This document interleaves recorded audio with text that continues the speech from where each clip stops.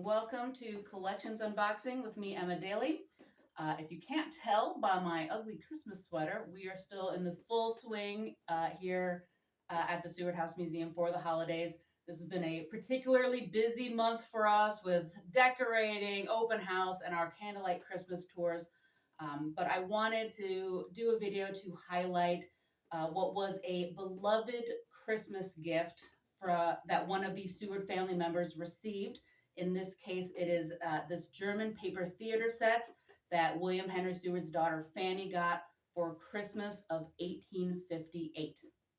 Now, visitors to the museum might recall that Fanny's paper theater is usually on display in the drawing room, and we frequently point it out on tours.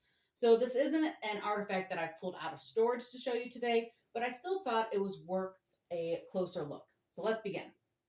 Now, paper theaters became a popular form of home entertainment in the 19th century.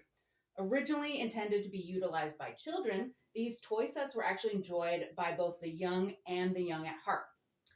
For example, author Robert Louis Stevenson wrote an essay about his love of paper theater toys, where he coined the phrase "a penny plain and 2 pence colored," meaning that for 1 penny you could purchase a black and white set, and for 2 pennies, you got a set that was in color.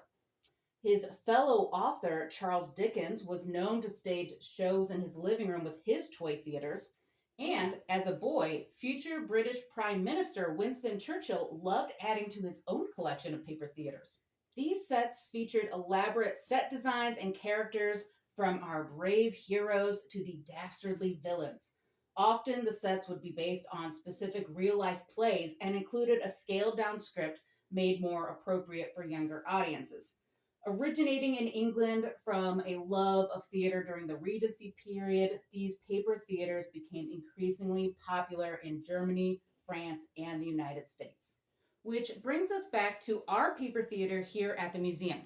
Again, we know that Fanny received hers as a Christmas present in 1858 at the age of 14.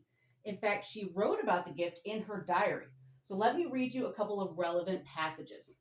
Fanny starts her diary entry from Christmas 1858 with the following. "I woke very early and rose with the sun after lying awake for some time. On coming into my little room, I saw on a chair beside this chimney piece, where I hung my stocking, a large white box with a beautiful picture on top. On opening it, I found a most beautiful little theater of paper. I knew at once that it was from my dearest mother and was delighted with it. Dearest, best of mothers. How kind and thoughtful. In the top of my stockings was a paper box in imitation of oak, filled with paper actors for, as it announced, the Mignol Theater. How very, very neat and pretty." Fanny goes on to list her Christmas Day activities and mentions spending her evening playing with the new toy theater.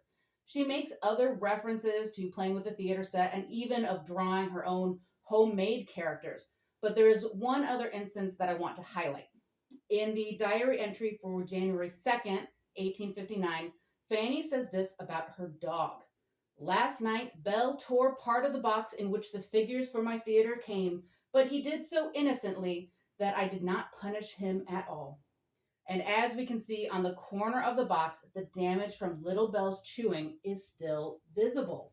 So thank you for joining me for another installment of our Collections Unboxing series.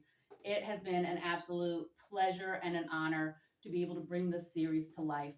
So I hope that going into the new year, I can continue to educate and entertain with these in-depth and often behind-the-scenes look at our incredible historical artifacts here at the Seward House Museum. So thank you so much for joining me. I hope everyone has a great holiday season and a happy new year. Stay tuned for 2024.